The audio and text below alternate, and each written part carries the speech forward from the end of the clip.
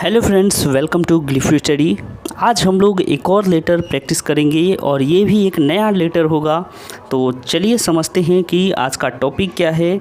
अगर आप Telegram group और चैनल से नहीं जुड़े हैं तो ज़रूर जुड़ जाइए, यहीं पर आपको टॉपिक मिलेगा और इसके साथ ही आपको पीडीएफ भी यहीं से प्राप्त हो जाएगा। ओके, चलिए आते हैं आज के टॉपिक पर। तो आज का टॉपिक देखिए, यू आर राजेश और Seema, resident of sector 13 RK Puram, new Delhi, write a letter to the CMHO Cortisol Hospital, New Delhi 110022 in respect to the uncleanliness prevailing in the hospital। Okay तो यानी कि साफ़ सफाई जो है ढंग का नहीं है, उसको लेकर आपको बताना है। किसको? तो ये देखिए, पहले CMHO का फुल फॉर्म समझिए। CMHO यानी कि chief medical and health officer. समझ में आ गया? Chief medical and health officer. तो chief medical and health officer मतलब कि ये ज़्यादातर जो है ये होते हैं डिस्ट्रिक्ट लेवल पर, लेकिन कुछ हॉस्पिटल्स होते हैं जिनमें भी एक ऑफिसर होता है, हेड ऑफिसर जिसको कह सकते हैं, हेल्थ ऑफिसर हाईएस्ट लेवल का ऑफिसर होता है। तो उस हॉस्पिटल में हम लोग उस हेल्थ ऑफिसर को लिखेंगे आज लेटर। ये डिस्ट्रिक्ट वाला हेल्थ ऑफिसर को नहीं लिख रहे हैं, ठीक है। तो यहाँ पर जैसा कि इन्फॉर्मेशन था हमने यहाँ पर लिख दिया है, सेंटर एड्रेस, उसके बाद डेट और फिर यहाँ पर हॉस्पिटल के बारे में, यानी कि जिसको हम लोग लिख रहे हैं, ठीक है। CMHO को लिख रहे हैं तो उनके बारे में कि ये किस हॉस्पिटल से हैं, तो कॉर्टिसल हॉस्पिटल के हैं और दिल्ली इनका दिया हुआ था एड्रेस, ठीक है। अब आते हैं सब्जेक्ट क्या है। सब्जेक्ट है regarding uncleanliness and negligence of the staff in the cortisol hospital. Okay, तो क्या मतलब हुआ कि एक तो कि साफ़ सफाई की व्यवस्था उतनी चौक चौबंद नहीं है, अच्छी नहीं है, और दूसरा है कि जो स्टाफ से वो लोग बड़ी लापरवाही कर रहे हैं। तो उसी को लेकर ये लेटर है, उसी के सब्जेक्ट से। ओके, तो अब आते हैं sir madam, I want to draw your attention. चलिए इसको थोड़ा जूम कर दूं ताकि आपको प्रॉब्लम ना हो। हाँ, उसके बाद देखिए हम लोग इंट्रोडक्शन पार्ट में कैसे लिख सकते हैं। I want to draw your attention towards the unhygienic environment and negligent attitude of nursing and housekeeping staff of cortisol hospital. ठीक है, यहाँ पे ऑफ छूट गया है तो कॉर्टिसल हॉस्पिटल न्यू दिल्ली, ठीक है, स्टाफ ऑफ कॉर्टिसल हॉस्पिटल होगा, ठीक है। तो ऑफ यहाँ पे आप लोग अपने से ऐड कर लीजिएगा। चलिए अब इसके बाद हम लोग फिर क्या करेंगे, मेन बॉडी पार्ट में क्या लिख सकते हैं वो देख लेते हैं। मेन बॉडी पार्ट में हम लोग कुछ इम्पोर्टेंट बातें बताएंगे जो हमें प्रॉब्लम फेस हो रही है। तो देखिए, the nursing and the house keeping staff of the hospital hardly perform their duties well. The toilets lie unclean and wet.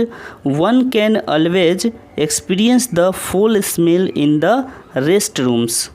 तो नेक्स्ट देखिए, even the pharmacy is highly unorganised and lakhs in maintaining proper stock of even the most common medicines prescribed by the doctors.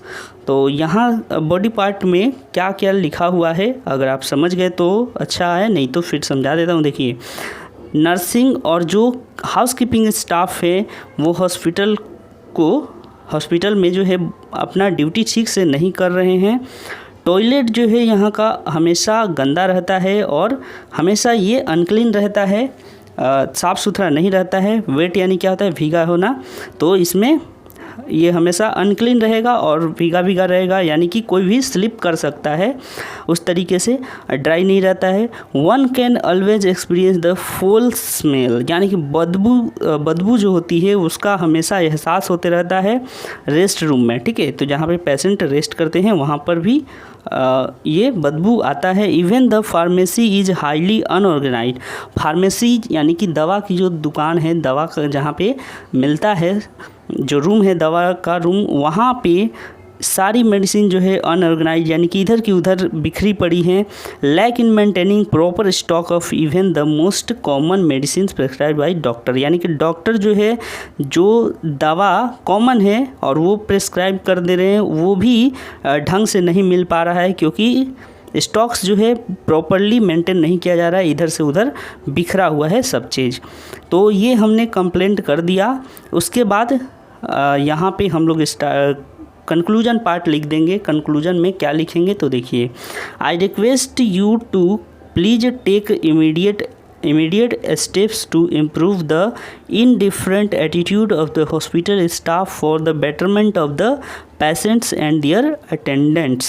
Thank you या फिर thanking you, यहाँ पर दोनों ही आप लिख सकते हैं, थैंक यू। उसके बाद yours faithfully राजेश, ठीक है। तो यहाँ पर जो लास्ट कंक्लूजन था ये, इसमें भी कोई ख़ास वर्ड आपको प्रॉब्लम नहीं करेगा।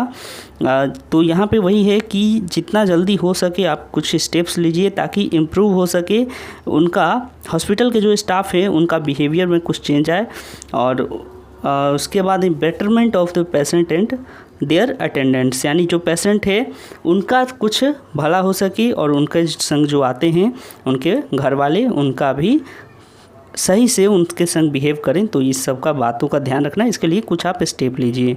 और उसके बाद ये फेथफुली आप देख ही रहे हैं, शुरुआत के लेटर से ही हम लोग ये सब समझ पा रहे हैं कि फेथफुली कब लगाते हैं और सिंसियरली कब लगाते हैं। तो फेथफुली वही लगाएंगे, वहाँ उस समय लगाएंगे जब हम यहाँ पे सर और मैडम यूज़ किए हैं, ठीक है। और सर मैडम आपको दोनों ही यूज़ करना है, ध्यान रखें, ये बहुत इंपॉर्टेंट है क्योंकि आपको नहीं पता कि हेल्थ ऑफिसर है कौन, ओके।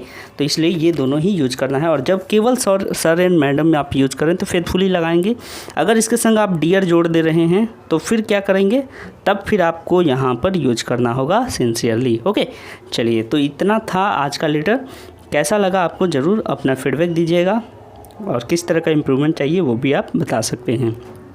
मिलेंगे नेक्स्ट वीडियो में, अपना ख्याल रखें, थैंक यू।